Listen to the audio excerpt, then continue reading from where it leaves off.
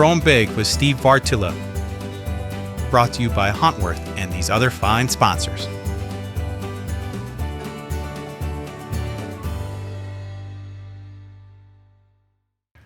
You know what? We spend all this time going ahead and improving our properties, putting in food plots, and that's all great.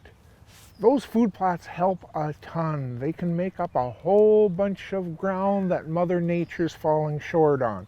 In my opinion, by far the most overlooked thing when it comes to improving our habitat is going ahead and jacking our browse and available grasses and weeds, the native forage on the property. Even what most people don't realize, even in the richest farm area in Iowa, where there is a surplus of corn and a surplus of soybeans and alfalfa and all those candy crops for whitetails, guess what?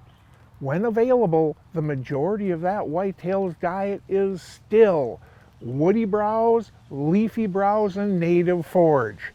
So how can we go ahead and reboot all this stuff?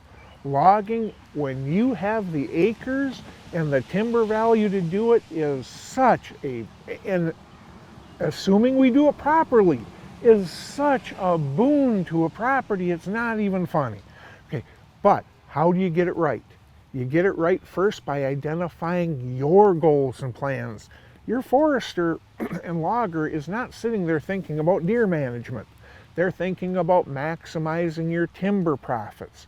So make sure that you lay out a forestry plan with a forester who actually understands whitetails and whitetail habitat as well.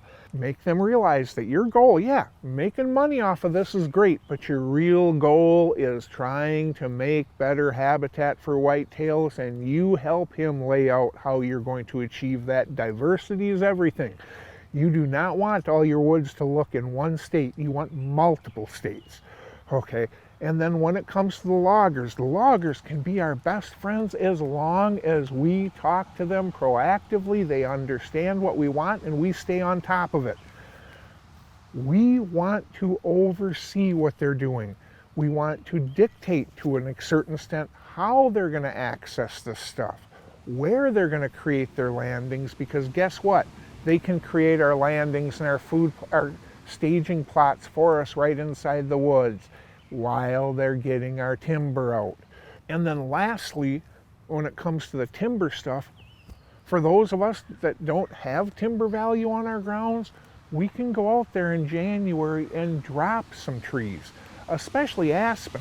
Aspen are a great woody browse and they reproduce from the root system. So you go in there and you cut a bunch of aspen and you get all sorts of fresh growth, which is a great thing for those that can that have the equipment and the habitat for it. You can go ahead and create this stand of young aspen by simply going ahead and removing the mature stuff. And then every 2-3 years, go in there and wipe it down again to kick all sorts of new growth. As it comes to native forages, forbs, which is a fancy name for weeds and grasses, well, you know what? Mowing does a marvelous job of rebooting their growth cycle. As plants mature, their nutritional value and digestibility goes down. By mowing, you reboot the cycle. And we can go ahead and fertilize. We can apply a lawn fertilizer to meadows. Just make sure it doesn't have any residuals in there or any herbicides whatsoever, because we're not trying to kill off the weeds. Those weeds are great deer food. You go in, you fertilize grasses and weeds and berries and trees with tree spikes. You want to do that in the spring so you don't go ahead and fertilize them too late in the fall and create a bloom of growth on the trees. By going ahead and paying attention and addressing our woody browse and our native forage, man, we are jacking our property through the roof when it comes to feeding options, and it is the most overlooked thing that we do in management for whitetails there is. Final thoughts, brought to you by Huntworth.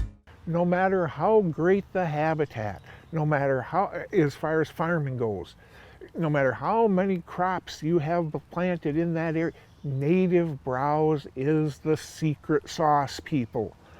If you want to draw deer to your ground, make sure they have plenty of native browse, and now you know how to create it.